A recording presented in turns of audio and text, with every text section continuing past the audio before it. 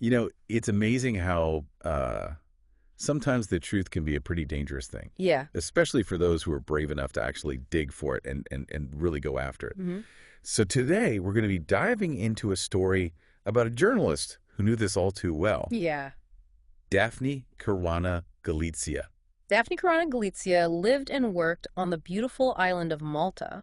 Oh, wow. But beneath its sunny exterior, Okay. there was a really dark underbelly of corruption. Oh, And she made it her mission to really expose it no matter the cost. so she was fearless. Fearless. Okay, great. Yeah. And she ran a blog called Running Commentary. Right. And let me tell you, it was anything but your average online journal.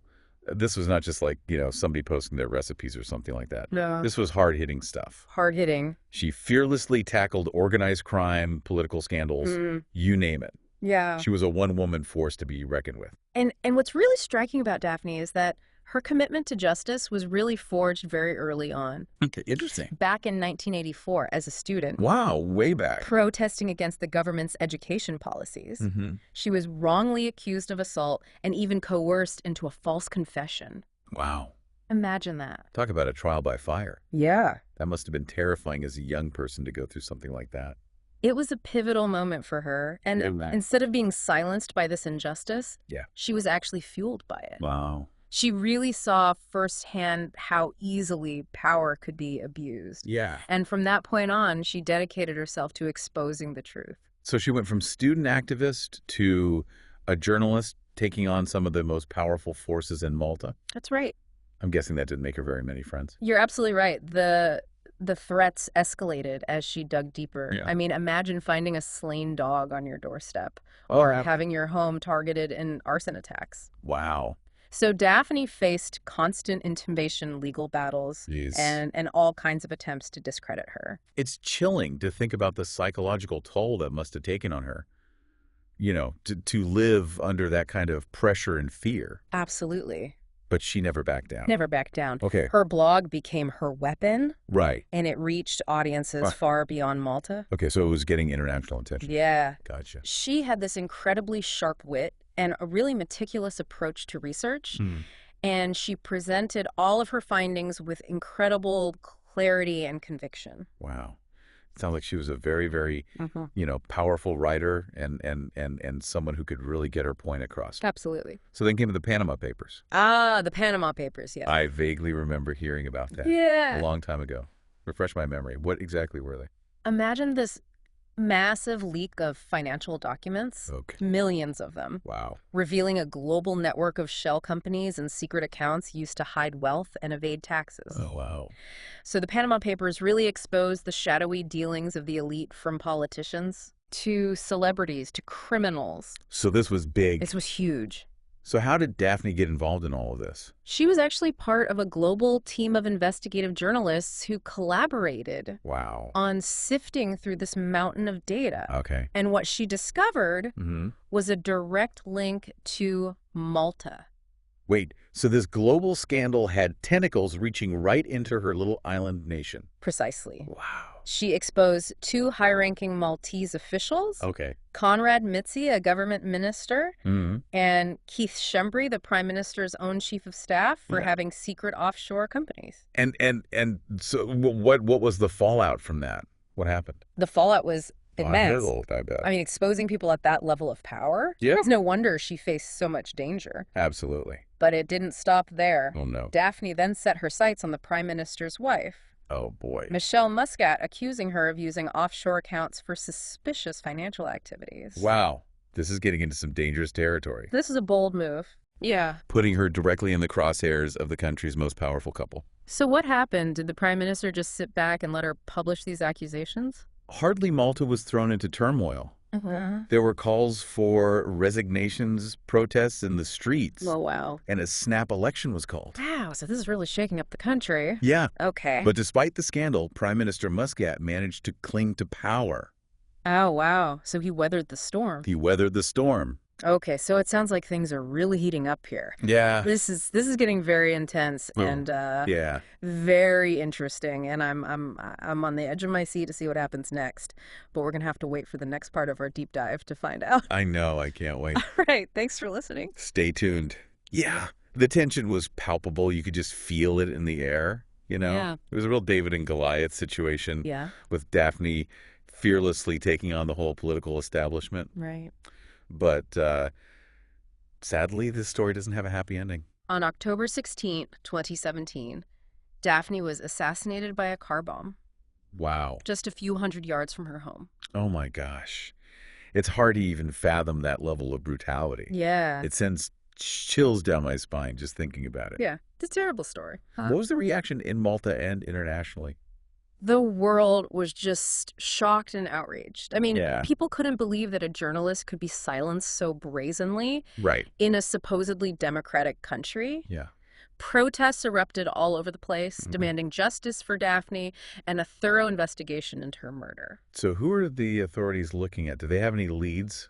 The investigation was incredibly complex. I bet. Like a tangled web of connections and hidden agendas. Yeah. And initially, the focus fell on some of the individuals that Daphne had exposed in her reporting, Right. particularly those linked to the Panama Papers. Yeah. That makes sense. Follow the money, as they say. Exactly. Yeah. One of the first arrests was Jorgen Fenech, a prominent businessman with close ties to government officials. Mm-hmm. And he was suspected of being involved in the plot, but vehemently denied any wrongdoing. Did he offer any alternative explanations or point fingers at anyone else? Interestingly, Fenech claimed that Keith Schembri, Yeah. you remember the Prime Minister's chief of staff? Right, right. That he was the actual mastermind behind Daphne's assassination. Wow. And this accusation sent shockwaves through Malta because it implied that the conspiracy reached the highest levels of government. Wow, that's a bombshell. So what happened to Schembri? Did he face any consequences? The pressure was immense. I bet. And he was faced with mounting accusations and public outrage. Yeah. And Schembri resigned from his position. Okay. And shortly after that, Prime Minister Muscat himself stepped down. Wow. So Daphne's work, even after her death, had a profound impact on Maltese politics. Yeah. It's almost Shakespearean, a tragic fall from grace, triggered by her relentless pursuit of the truth. It's a really powerful testament to the impact of investigative journalism, even in the face of immense danger. Yeah, for sure. But the story doesn't end there. Mm. Remember the 3 men who were arrested for actually planting and detonating the car bomb? Yes. Whatever happened to them, were they brought to justice? Their trial was a spectacle. Okay. It captivated the nation and drew international attention. Mm-hmm. Eventually, they were found guilty and sentenced to prison. Okay. But during the proceedings, something extraordinary happened. Okay, what happened? One of the hitmen, Vincent Muscat, struck a deal with the prosecution. Oh, this is where it gets really interesting. Yeah. What kind of deal? In exchange for a reduced sentence, Okay. Muscat agreed to reveal what he knew about the plot and those who orchestrated it. Okay. And what he revealed sent shockwaves through Malta. I'm on the edge of my seat here. What did he say? Muscat confirmed that Jorgen Fenech, the businessman, Right. had indeed ordered the hit on Daphne. Okay. But he also implicated a high-ranking government official, Chris Cardona, claiming that Cardona had provided information about Daphne's movements to the hitmen. A government minister directly involved in the plot. Yeah. That's incredible. What was the reaction to this revelation? It was explosive. Cardona vehemently denied any involvement. Okay. And he was never officially charged. Okay. But the allegation further eroded public trust in the government. Yeah. And it really fueled the perception that corruption had permeated every level of Maltese society. So even with the hitmen behind bars, the full truth about who was ultimately responsible for Daphne's death remains shrouded in mystery. That's the tragedy of it all. Yeah. Despite years of investigation and numerous arrests, those who held the highest levels of power and had the most to gain from silencing of it, Daphne might never be held accountable. It's a chilling reminder of the risks journalists face, especially those who dare to challenge the powerful and expose corruption. But Daphne's story doesn't end with her death, does it? Her work had a ripple effect, inspiring others to carry the torch. It did. It really did. Tell me about the Daphne Project. It was a remarkable initiative, really. Yeah. Imagine 18 news organizations Wow. from around the world all united Wow. by a shared purpose Yeah. to continue Daphne's investigations. So they were going to finish what she started. Exactly. Wow, that's incredible. A global network of journalists picking up her mantle, refusing to let her work be silenced. What did they uncover?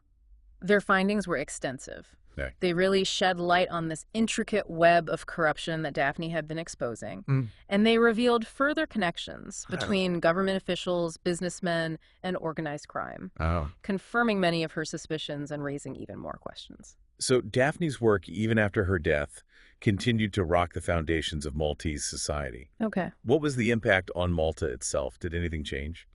The aftermath of Daphne's assassination was a turning point for Malta. Yeah. Her death ignited a firestorm of protests, demanding justice not only for her murder, but also for the systemic corruption that she had exposed. Yeah. And it forced the government to confront some very uncomfortable truths about itself. It sounds like Daphne's assassination became a catalyst for change, a reckoning that Malta could no longer ignore. That's exactly right. Wow. Under immense pressure from both domestic and international voices, Yeah. the Maltese government launched a public inquiry into Daphne's death, Okay. and the findings of that inquiry were damning. They concluded that the Maltese state itself bore responsibility Wow. for creating a culture of impunity Oh. that enabled her assassination. Wow, that's a heavy indictment. What exactly did the inquiry reveal? It exposed a disturbing level of collusion Okay. between politicians, businessmen, and organized crime, Jeez. painting a picture of a system where power and influence were used to shield wrongdoing and silence dissent. It's tragic to think that her death might have been prevented if the authorities had taken those threats seriously. That's one of the most heartbreaking aspects of this story. Yeah. But it also underscores the importance of the inquiry's findings. Right. It wasn't just about holding those directly responsible for her murder accountable. Yeah. It was about addressing the systemic failures Right. that allowed such a tragedy to occur. So did anything concrete come out of this inquiry? Did it lead to any real changes in Malta? Yes, thankfully it did. Okay, good. In the wake of the inquiry's report, Mm-hmm. Malta implemented a series of reforms Okay. aimed at strengthening press freedom, protecting journalists, and combating corruption. Wow. They introduced new laws to shield journalists from legal harassment, Okay. created mechanisms for reporting threats against them, and established a committee of experts Okay. to monitor the implementation of these reforms. It's encouraging to hear that some positive change emerged from such a horrific event, Yeah, but it's a bittersweet victory, isn't it? Achieved at such a high cost. absolutely. Daphne's death was a profound loss, Yeah. a stark reminder of the risks that journalists face when they challenge the powerful and expose the truth. For sure. But her legacy lives on, and she became an international symbol of courage and resilience, inspiring countless others to fight for justice and accountability. Her story resonates far beyond the shores of Malta. It's a reminder that the fight for truth and transparency is a global one, and that we all have a role to play in safeguarding these values. So as we wrap up this deep dive, what's the most important thing you want our listeners to take away from Daphne's story? I think the key takeaway is this. Daphne's life and work show us that one person's courage can spark a movement, Yeah. and that the pursuit of truth, even in the face of immense danger, can have a profound impact. Yeah. She challenged us to be more vigilant, to question authority, and to never stop fighting for what we believe in. Daphne Caruana Galizia's story is a powerful reminder that silence is never the answer when injustice prevails. It's a call to action for all of us to stand up for what's right, to support a free press, and to hold power to account. And that's where we'll leave you today. Thanks for joining us on this deep dive.